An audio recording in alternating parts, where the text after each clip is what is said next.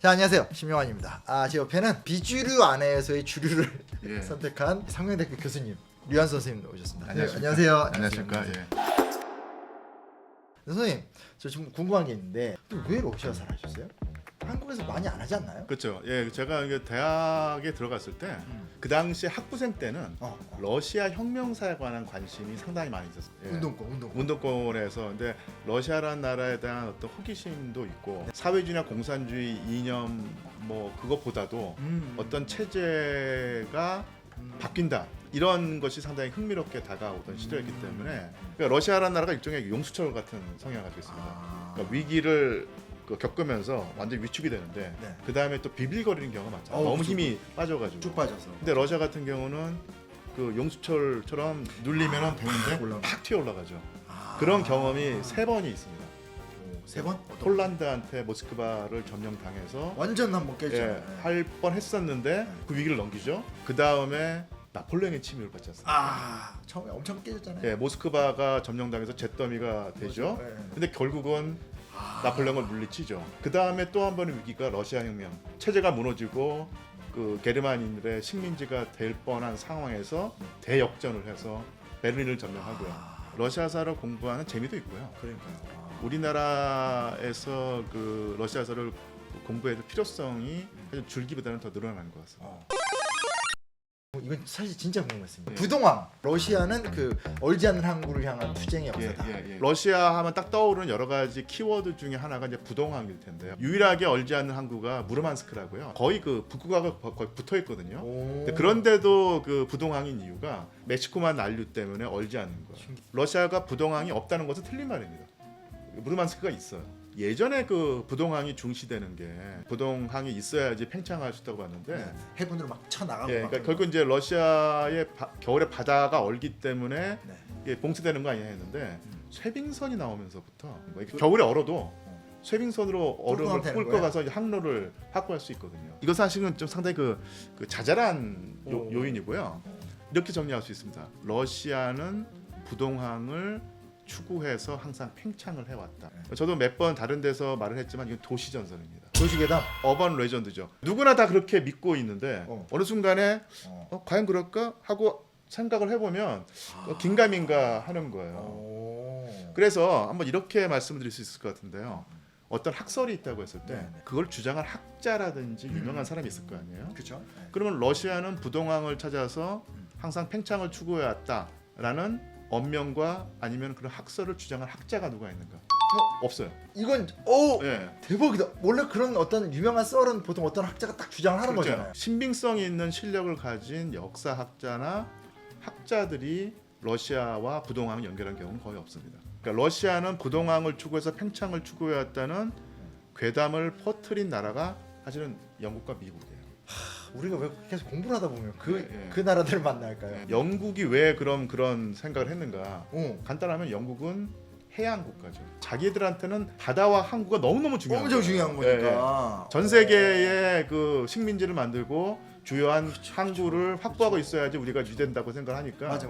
해낭, 뭐 홍콩, 상하이 막. 그렇죠. 항구를 확보해야지 제국을 유지할 수 있다고 하는 생각이 거의 본능처럼 된 거예요. 우리한테 항구가 이렇게 중요하니 저 러시아란 나라도 패권을 추구한다고 하면 항구를 중시하겠지라고 생각을 하는 거예요. 사실은 러시아는 아시겠지만은 그 제국은 제국인데 해외 식민지가 없어요. 그냥 이렇게 넓혀가는 전통적 제국이잖아요. 그렇죠. 다 육로로 연결된 것이기 때문에 굳이 항구가 필요 없습니다. 그러네. 영국 같은 경우 항구가 없으면 유지가 안 되잖아요. 그렇죠. 근데 러시아 제국은 그 대륙 유라시아 대륙에 거친 대륙 제국이었기 때문에 항구가 필요 없었던 거예요. 단순하게 러시아 부동항 했는데 오히려 그건 이제 영국의 시선이었다. 그렇죠. 영국이 왜 그러면은 그 러시아는 부동항 추구를 해서 팽창한다고 하냐면 러시아를 팽창을 추구하는 호전적인 국가로 이미지 메이킹을 하고 싶었던 거예요.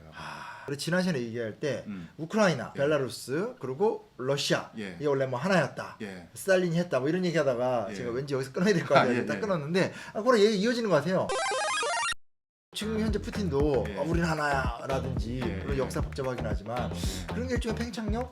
그거 어떻게 봐야 돼? 영국이 그 러시아와 그 대립을 하고 경쟁을 하면서 러시아를 호전적이고 아주 못돼 먹은 국가로 이미지 메이킹을 하고 싶었던 거예요. 영국 쪽에 뭐 피해 보시고 그런 거? 혹시 뭐 학교에 영국사 교수님과 어떤 아니요, 저 영국 유학생입니다. 러시아가 부동항을 추구한다는 것이 도시 괴담이란 게 네, 네. 어디서 드러나냐면요. 일단 뭐 문서도 없고 위정자가 발언한 적도 없고 또 하나 중요한 게 뭐냐면 러시아와 영국이 사이가 좋을 때는 부동항 추구 얘기 안 나와요. 아 그래요? 예, 예. 사이가 나쁠 때.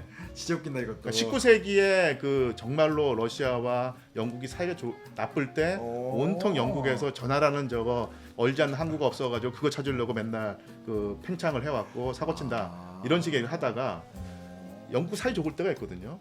제1차 세계대전 때 같이 연합해서 독일과 싸웠으니까 그때는 싹 사라집니다. 진짜 풀파간다구나. 예, 예. 그러니까 이것은 하나의 레토릭 수사지 팩트 사실이 아니라는 얘기죠. 근데 또 이런 얘기 하면요 분명히 댓글에 주르르 달릴 거예요. 부동항 얘기를 이렇게 정리하고 이게 이제 러시아의 그 우크라이나 침공과 그러니까 그게 뭐냐면 주권을 가진 독립 국가를 침공하고 전쟁을 하는 것은 잘못된 것인데 당연히 푸틴이 오판을 하고 비판받아 마땅한데 그래서 저 인간이 나쁜 놈이다 아니면 미친 놈이다 아니면 뭐 병들고 그 뭐 늙어서 판단력이 없어가지고 전쟁을 했다 이렇게 하면은 사실 그 복잡한 전쟁의 진면목을 우리가 이해할 수 없습니다. 그렇죠, 그렇죠. 저 사람이 왜 저런 전쟁이라고 하는 극단적인 방법을 맞아요. 채택했는가를 우리가 이제 알아야지 이 전쟁의 그 여러 가지 모습을 맞아요. 더 깊이 파악을 할 텐데. 사실 언론의 보도도 예. 사실 뭐 곧 푸틴이 질 줄 알았죠. 예, 예. 근데 보도가 지금 전혀 다르게 가고 있는 상황이라서 잘 버티고 있죠. 그렇죠. 그래서 예, 이게 예. 좀 선생님 설명이 필요한 것 같아요. 그리고 뭐 그러니까 서방의 담론이 있어요. 그게 뭐냐면 이 전쟁을 그 합리화하는 러시아 측의 담론과 대비가 되는데 조금 더 설명을 보태자면 러시아 우크라이나 전쟁에서 두드러진 전이 인지전이라고 하는 측면이 있습니다. 인지전. 그러니까 전쟁에서 인지가 상당히 중요한 요소가 된다는 얘기인데 이게 뭐냐면 예전에 우리가 전쟁을 볼 때는 신문 보도를 통해서 그쵸. 전투를 그 알거나 아니면 풍문을 통해서 소문을 듣고 알거나 동영상 자료가 몇 개 있었는데 CNN. 지금은 어느 시대냐면 일반 사람들이 유튜브라든지 아니면 이걸 통해서 다 볼 수 있다는 얘기죠. 맞아요. 그러면 전투의 양상을 실제로 실시간으로 지켜보는 사람의 숫자가 전체적으로 얼마 될까요? 수십만, 수백만, 수천만이 된다는 얘기죠. 여기서 나타나는 현상이 뭐냐면 전쟁을 수행하는 주체가 전쟁에서 이기려면 실시간으로 전투를 지켜보는 사람들의 마음을 우리 편으로 끌어들여야 돼요. 끌어당겨야 되는구나. 예, 예. 그래서 서사를 만들어야 됩니다. 예전에는 그 전투를 수행하는 병사들 그리고 자국민들만 상대로 그런 프라파간다를 수행하거나 아니면 선전을 해서 우리 편을 만들려고 했는데 이제는 전 세계 사람들을 우리 편으로 끌어들여야지 전쟁에서 이길 수 있는 거예요. 되게 중요한 지점이네요. 예, 이게 그러니까 인지전의 측면인데 그러려면은 뭐 러시아든 우크라이나든 우리나라를 지켜야 된다라고 하는 차원에서만 되는 것이 아니라 이 전쟁은 이러이러한 어떤 그 서사를 가진 전쟁이다라고 돼야 되는데 이게 러시아 같은 경우는 아까 말한 루스키 미르입니다. 러시아와 우크라이나와 그 벨라루스가 한 몸인데 지금 우크라이나라는 약한 고리를 통해서 서방이 침탈해 오고 있으니 이것을 막아내는 전쟁이 바로 이 전쟁이다. 이렇게 보는 거예요. 루스키 미르라는 게 그 루스가 이제 원래 그 삼국의 원형인 거죠. 동슬라브인이 세운 최초의 국가가 루스였던 것이고 뭐 루시라고도 번역하고 루스의 자손이 그러니까 삼형제가 이제 러시아, 벨라루스, 우크라이나였다는 얘기인데 그래서 루스의 그 자손인 세 나라가 오순도순 잘 살려고 하는데 계속 서방이 정확히 말하면 미국이 있죠. 미국이 침투해 와서 그걸 깨려고 하고 있으니 이것을 막아내려고 하고 있다. 이게 바로 이제 러시아 측의 서사인 것이고 미국을 위시한 서방 측의 서사는 간단하죠. 세계의 자유와 민주주의를 지키기 위해서는 이 우크라이나를 지켜야 한다는 거죠. 그 서방이나 미국이 루스키 미르를 뭐 당연히 뭐 이건 말도 안 된다고 배척할 것이고 그러면 푸틴이 왜 전쟁을 했느냐? 이 사람은 원래부터 욕심이 많다. 땅 욕심이 많다. 호전적인 인물이다. 그리고 러시아라는 나라 자체가 원래부터 전쟁을 좋아했고 남의 나라 영토를 보면은 항상 군침을 질질 흘리면서 악마화 됐다는 얘기죠. 그런데 20세기 들어와서 한번 살펴보자는 얘기인데 러시아 제국과 소비에트 연방 러시아가 먼저 선빵을 날려가지고 선빵. 예. 무슨 말씀하세요? 전문 용어인데 그 다른 나라를 먼저 침공한 경우가 있는가 한번 따져보면요 별로 없어요. 자기 권역 그러니까 그 세력권 밖에 있는 나라를 침공한 적은 없어요. 유일한 예가 아프가니스탄입니다. 공산권의 어떤 그 헤게모니를 유지하기 위한 폭력 행위는 있지만 그걸 넘어서는 어떤 적극적 공격성을 찾아보기는 어렵다. 그러니까 물론 이제 뭐 자기 뭐 무슨 뭐 권역이란 게 있느냐. 아 그렇죠. 이렇게 따지면 이제 되는데 어쨌든 간에 현실을 우리가 인정하고 어떤 강대국에게는 세력권이란 게 있고 그 세력권을 벗어나서 다른 나라를 침공한 적이 영국이나 독일이나 미국은 상당히 많은데 러시아는 없고요. 딱 유일하게 1979년에 울며 겨자 먹기로 아프가니스탄을 침공했다가 체제가 거덜나서 1991년에 무너지죠. 그렇죠. 그리고 21세기 들어와서도 사실은 러시아가 먼저 침공한 적이 없어요. 이게 우크라이나 침공이 지금 그 예외였던 것이죠. 여기서 중요한 포인트를 말씀드릴 수 있는데 서방 측의 서사, 미국 측의 서사에 그 따라서 푸틴이 그렇게 욕심이 많고 남의 나라를 침략하길 좋아하고 그다음에 러시아가 그런 나라라고 하면 그 전에도 그런 일이 있어야 되거든요. 예를 들어서 예전에 소비에트 연방의 구성 공화국이었던 나라가 몇 개가 있습니다. 근데 1991년에 독립국이 된 다음에 적지 않은 나라에서 그 나라 그 주류 민족과 그 러시아계 그 주민들이 알력을 빚으면서 충돌이 많았구나. 충돌이 많이 있었죠. 거기에 있는 러시아계 주민들이 하도 이제 그 나라 그 중앙 정부가 우리를 못 살게 구니까 차라리 우리 그냥 러시아에 편입하겠다라고 하면서 계속 그 푸틴 대통령에게 우리를 받아달라고 하는데요. 푸틴 대통령이 그걸 안 받아줍니다. 그 심정은 충분히 이해가 하는데 그 독립국가의 일부 지역이 러시아 사람이 많이 산다고 해서 그다음에 우리가 또 국경선을 접하고 있다 받아들이게 되면은 국제 사회에서 너무 감당할 수 없는 분쟁이 되고 있기 때문에 그걸 안 받아줘요. 근데 만약에 미국과 서방이 말하는 것처럼 푸틴 대통령이 그렇게 땅에 환장한 미치광이 그 독재자였다고 하면 어떻게 했습니까? 낼름 받아 먹겠죠. 그런 식으로 해서 단순한 어떤 영토 야유만으로 이 전쟁을 설명하기는 어려워요. 러시아로서는 그 우크라이나가 만약에 나토나 유럽 연합 국가가 되면은 나토 군대와 모스크바의 거리가 절반으로 줄어듭니다. 러시아의 전통적인 국토 방위 개념이 가장 기본적인 전략이 뭐냐면 거리를 멀리 두는 거구나. 예, 강력한 권력자, 그러니까 나폴레옹이나 히틀러가 침공에 들어오면은 그러니까 후퇴합니다. 그럼 후퇴하면 후퇴할수록 그 적군으로서는 뭐가 길어지겠습니까? 보급로가 길어지죠. 그렇죠. 그래서 보급로가 길어져서 어느 순간에 이 공격하는 기사가 떨어지고 하면은 그때 이제 반격을 가해서 밀어내는 방법으로 국토를 지켜왔던 거예요. 그래서 나폴레옹도 물리쳤고 히틀러도 물리쳤죠. 이게 깨져버리는. 또한 러시아 사람들의 기본 관념에서는 우크라이나 우리는 한 몸인데 지금 우크라이나가 서방 측으로 붙어버리면 이거는 우리는 용인할 수 없다. 근데 좀 궁금한 게 근데 우크라이나 사람들 그렇게 생각 안 하는 거 아니에요? 그 소비에트 체제를 경험했던 우크라이나 사람들하고 젊은 세대하고는 온도차가 많이 있습니다. 약간 타이완하고 중국하고 뭐 그렇게 볼 수도 있겠고요. 뭐 심 선생님도 들어보시면 모르겠지만 우크라이나 동부와 서부가 확연히 달라요. 드니프로 강을 경계선으로 해서 동쪽은 상당히 친러 성향이 강하고 그 반대편은 폴란드의 지배를 오랫동안 받았기 때문에 그러니까 서방에 대한 어떤 반감이 없거나 아니면 친서방적인 것이고요. 그렇기 때문에 우크라이나의 내부 사정도 상당히 복잡합니다. 이런 것 때문에 선생님이 오해를 많이 받으시겠어요. 그러니까 이런 얘기를 하면은 그러니까 저는 푸틴과 러시아 사람 이렇게 생각을 한다고 알려주는 건데 대강 댓글에 달릴 때는 왜 푸틴을 싸고 노느냐 뭐.